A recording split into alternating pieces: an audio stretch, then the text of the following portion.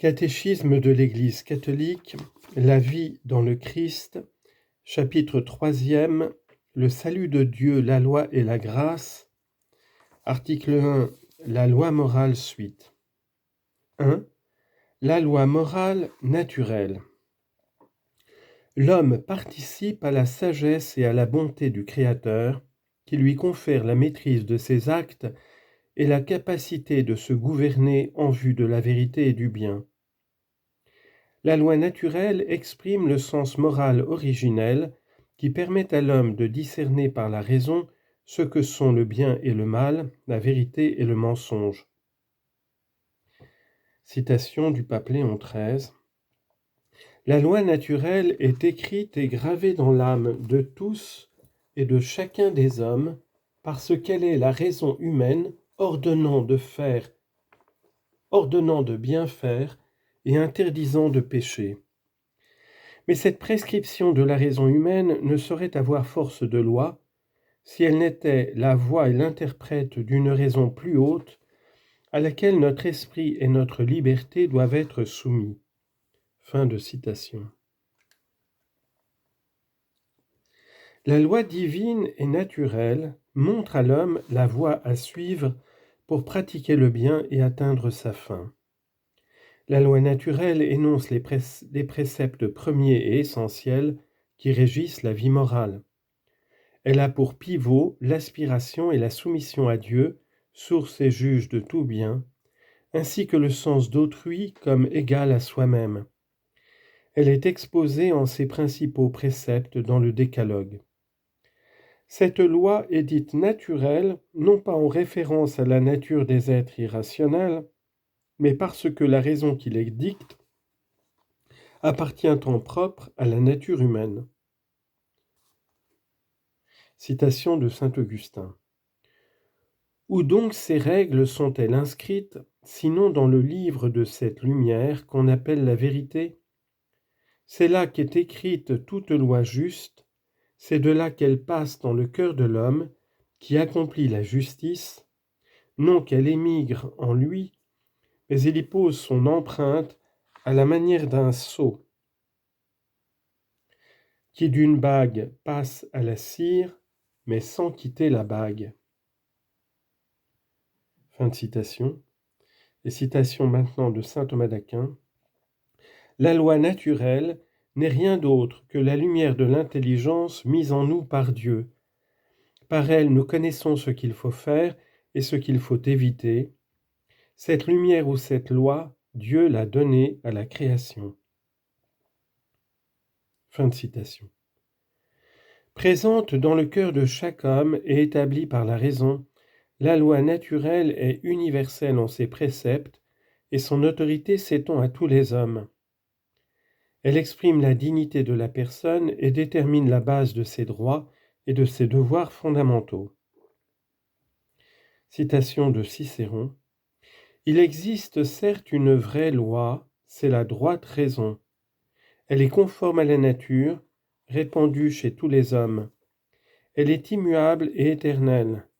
Ses ordres appellent au devoir, ses interdictions détournent de la faute. C'est un sacrilège que de la remplacer par une loi contraire.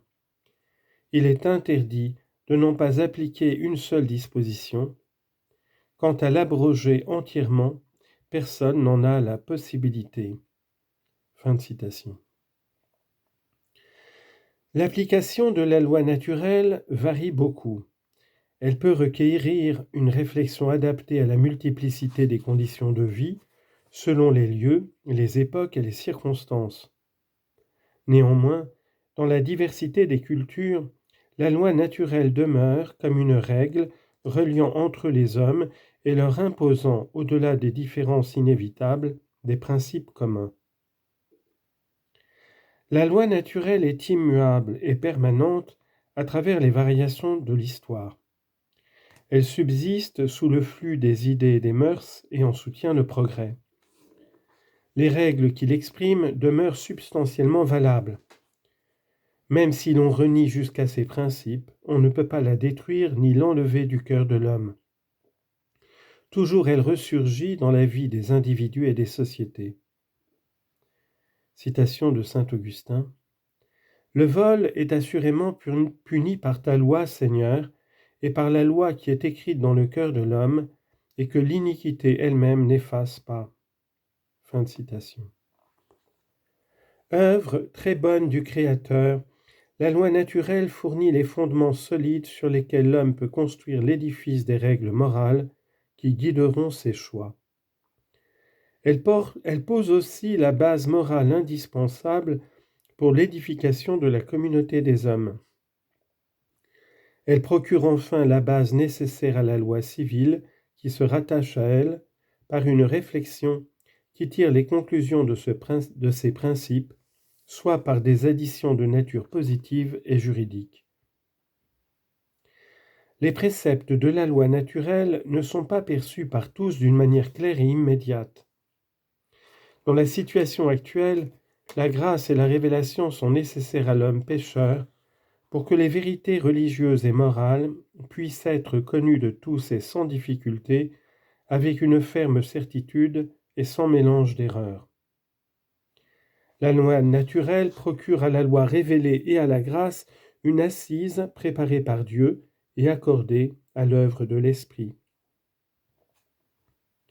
2. La loi ancienne. Dieu, notre Créateur et notre Rédempteur, s'est choisi Israël comme son peuple et lui a révélé sa loi, préparant ainsi la venue du Christ. La loi de Moïse exprime plusieurs vérités naturellement accessibles à la raison. Celle-ci se trouve déclarée et authentifiée à l'intérieur de l'alliance du salut. La loi ancienne est le premier état de la loi révélée. Ses prescriptions morales sont résumées dans les 10 commandements. Les préceptes du Décalogue posent les fondements de la vocation de l'homme, façonné à l'image de Dieu. Ils interdisent ce qui est contraire à l'amour de Dieu et du prochain et prescrivent ce qui lui est essentiel. Le Décalogue est une lumière offerte à la conscience de tout homme pour lui manifester l'appel et les voies de Dieu et le protéger contre le mal. Citation de saint Augustin. Dieu a écrit sur les tables de la loi ce que les hommes ne lisaient pas dans leur cœur. Fin de citation. Selon la tradition chrétienne, la loi sainte, spirituelle et bonne est encore imparfaite. Comme un pédagogue, elle montre ce qu'il faut faire, mais ne donne pas de soi la force, la grâce de l'esprit pour l'accomplir. À cause du péché qu'elle ne peut enlever, elle reste une loi de servitude. Selon saint Paul, elle a notamment pour fonction de dénoncer et de manifester le péché qui forme une loi de concupiscence. Romains chapitre 7. Dans le cœur de l'homme. Cependant, la loi demeure la première étape sur le chemin du royaume. Elle prépare et dispose le peuple élu et chaque chrétien à la conversion et à la foi dans le Dieu sauveur. Elle procure un enseignement qui subsiste toujours comme la parole de Dieu. La loi ancienne est une préparation à l'Évangile. Citation de saint Irénée, la loi est prophétie et pédagogie des réalités à venir. Fin de citation. Elle prophétise et présage l'œuvre de la libération du péché qui s'accomplira avec le Christ. Elle fournit au Nouveau Testament les images, les types, les symboles pour exprimer la vie selon l'Esprit. La loi se complète enfin par l'enseignement des livres sapientiaux et des prophètes qui l'orientent vers la nouvelle alliance et le royaume des cieux. Citation de saint Thomas d'Aquin. Il y eut, sous le régime de l'ancienne alliance, des gens qui possédaient la charité et la grâce de l'Esprit Saint et aspiraient avant tout aux promesses spirituelles et éternelles, en quoi ils se rattachaient à la loi nouvelle. Inversement, il existe, sous la nouvelle alliance, des hommes charnels, encore éloignés de la perfection de la loi nouvelle, pour les inciter aux œuvres vertueuses. La crainte du châtiment et certaines promesses temporelles ont été nécessaires jusque sous la Nouvelle Alliance. En tout cas, même si la loi ancienne prescrivait la charité, elle ne donnait pas l'Esprit Saint, par qui la charité est répandue dans nos cœurs. Romains 5, 5.